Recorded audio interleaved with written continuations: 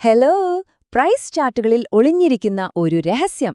മാർക്കറ്റിനെ ഒരു കാന്തം പോലെ വലിക്കുന്ന ഒരു ശക്തമായ പാറ്റേൺ. അതിനെപ്പറ്റി അറിയാൻ നിങ്ങൾ റെഡിയാണോ? എങ്കിൽ വരൂ, നമുക്കിന്ന് ആ രഹസ്യം ചുരുളഴിക്കാം.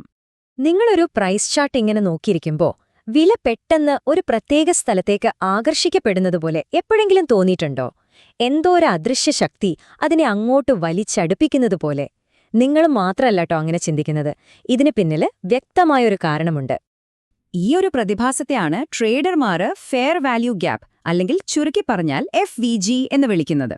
സംഭവം സിമ്പിളാണ്. വില ഭയങ്കര സ്പീഡിൽ മുകളിലേക്കോ താഴേക്കോ പോകുമ്പോൾ ചില പ്രൈസ് ലെവലുകളെ അങ്ങ് സ്കിപ്പ് ചെയ്തു പോകും. അങ്ങനെ ആ ഭാഗത്ത് കാര്യമായി ട്രേഡിംഗ് ഒന്നും നടക്കാതെ ഒരു ഒഴിഞ്ഞ സ്ഥലം രൂപപ്പെടും. അത് തന്നെയാണ് ഈ ഫെയർ വാല്യൂ ഗ്യാപ്പ്. അപ്പോൾ ചോദ്യം ഇതാണ്: എങ്ങനെ നമുക്ക് ഈ ഗ്യാപ്പുകളെ ചാർട്ടിൽ കണ്ടുപിടിക്കാം? പേടിക്കണ്ട, സംഭവം വളരെ എളുപ്പമാണ്. ഇത് വെറും ഒരു 3 കാൻഡിൽ പാറ്റേൺ ആണ്. നമുക്ക് നോക്കാം അതെങ്ങനെയെന്ന്. പ്രധാനമായിട്ടും 2 തരം FVGകളാണ് ഉള്ളത്. ഒന്ന് ബുള്ളിഷ് FVG, വില മുകളിലേക്ക് കുതിക്കുമ്പോഴാണ് ഇതുണ്ടാവുന്നത്. പിന്നീട് വില താഴോട്ട് വരുമ്പോൾ ഇതൊരു സപ്പോർട്ട് പോലെ പ്രവർത്തിക്കാൻ സാധ്യതയുണ്ട്. രണ്ടാമത്തേത് ബേരിഷ് FVG, ഇത് വില താഴോട്ട് ഇടിയുമ്പോഴുണ്ടാവുന്നതാണ്. പിന്നീട് വില മുകളിലേക്ക് പോകുമ്പോൾ ഇതൊരു റെസിസ്റ്റൻസ് അഥവാ തടസ്സമായി പ്രവർത്തിച്ചേക്കാം. ശരി, ഒരു ബുള്ളിഷ് FVG എങ്ങനെയാണ് കണ്ടുപിടിക്കുന്നതെന്ന് നോക്കാം. നിങ്ങൾ വെറും 3 കാൻഡിലുകൾ ശ്രദ്ധിച്ചാൽ മതി. ഒന്നാമത്തെ കാൻഡിൽ, പിന്നെ അതിനുശേഷം മുകളിലേക്ക് ശക്തിയായി പോകുന്ന രണ്ടാമത്തെ കാൻഡിൽ, അത് കഴിഞ്ഞ് മൂന്നാമത്തെ കാൻഡിൽ. ഇപ്പോ നോക്കൂ, ആ ഒന്നാമത്തെ കാൻഡിലിന്റെ മുകൾ ഭാഗവും മൂന്നാമത്തെ കാൻഡിലിന്റെ താഴ്ഭാഗവും തമ്മിലൊരു വിടവ് കാണുന്നില്ലേ? അതുതന്നെയാണ് നമ്മുടെ ബുള്ളിഷ് FVG. ബെയറിഷ് FVG ആണെങ്കിൽ ഇതിന്റെ നേരെ ഓപ്പോസിറ്റ്. ഒരു കാൻഡിലിന് ശേഷം വില ശക്തിയായി താഴേക്ക് വരുന്നു. മൂന്നാമത്തെ കാൻഡിലും താഴേക്ക് തന്നെ.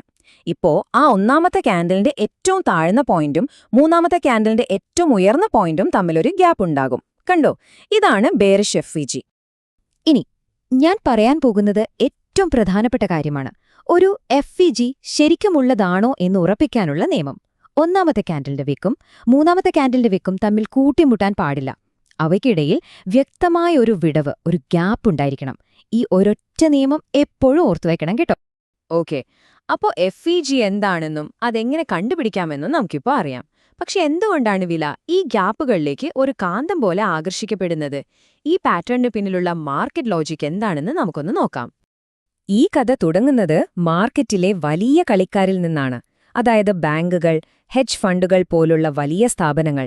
അവർക്ക് വലിയ അളവിൽ വാങ്ങാനും വിൽക്കാനുമുള്ള ഓർഡറുകൾ നിറവേറ്റാൻ ലിക്വിഡിറ്റി വേണം. ഈ ലിക്വിഡിറ്റി പിടിച്ചെടുക്കാൻ വേണ്ടി അവർ വിലയെ ഒരു പ്രത്യേക ദിശയിലേക്ക് അതിവേഗം തള്ളിവിടുന്നു. ഈയൊരു ശക്തമായ പെട്ടെന്നുള്ള നീക്കം മാർക്കറ്റിലൊരു അസന്തുലിതാവസ്ഥ, ഒരു ഇംബാലൻസ് ഉണ്ടാക്കുന്നു. കാരണം ആ വേഗതയില് എതിർദിശയിലുള്ള ഓർഡറുകൾക്ക് പ്രതികരിക്കാനോ അവിടെ ഇടപാടുകൾ നടത്താനോ സമയം കിട്ടുന്നില്ല. ഇതിന്റെ ഫലമായിട്ട് എന്താ സംഭവിക്കുന്നത്? ട്രേഡിംഗ് നടക്കാത്ത ഒരു ഒഴിഞ്ഞ പ്രദേശം, ഒരു വാക്വം അഥവാ ഒരു ശൂന്യത ചാർട്ടിൽ രൂപപ്പെടുന്നു. വില ആ വഴി കടന്നുപോയി, പക്ഷെ അവിടെ ശരിക്കും ഇടപാടുകളൊന്നും നടന്നിട്ടില്ല. ഇവിടെയാണ് രസം. മാർക്കറ്റിന് ഇത്തരം ശൂന്യതകൾ ഇഷ്ടമല്ല. കാര്യക്ഷമതയിലേക്ക് തിരികെ വരികയെന്നത് മാർക്കറ്റിന്റെ ഒരു അടിസ്ഥാന സ്വഭാവമാണ്. അതുകൊണ്ട് ഈ വിടവ് നികത്താൻ വേണ്ടി വില പിന്നീട് ആ ഗ്യാപ്പിലേക്ക് തന്നെ തിരികെ വരുന്നു. അതുകൊണ്ടാണ് നമ്മൾ FVGകളെ ഒരു പ്രൈസ് മാഗ്നറ്റ് എന്ന് വിളിക്കുന്നത്. ശരി, ഈ തിയറിയൊക്കെ കൊള്ളാം. പക്ഷേ ഇതുകൊണ്ട് നമുക്കെന്താ പ്രയോജനം? നമ്മളെങ്ങനെയാണിത് ട്രേഡിംഗിൽ ഉപയോഗിക്കുക? വരൂ, നമുക്ക് കുറച്ച് പ്രാക്ടിക്കൽ കാര്യങ്ങൾ നോക്കാം. ഏറ്റവും സാധാരണയായി ഉപയോഗിക്കുന്ന ഒരു തന്ത്രം പറയാം. വില ആ ഗ്യാപ്പിലേക്ക് തിരികെ വരുന്നതുവരെ നമ്മൾ കാത്തിരിക്കുക, അവിടെ ഒരു എൻട്രിക്ക് അവസരം നോക്കുക. കുറച്ചുകൂടി ഉറപ്പിനു വേണ്ടി ഈ ഗ്യാപ്പ് ഓർഡർ ബ്ലോക്ക് പോലെയുള്ള മറ്റു പ്രധാനപ്പെട്ട ലെവലുകളുമായി ഒത്തുവരുന്നുണ്ടോ എന്നും പരിശോധിക്കാം.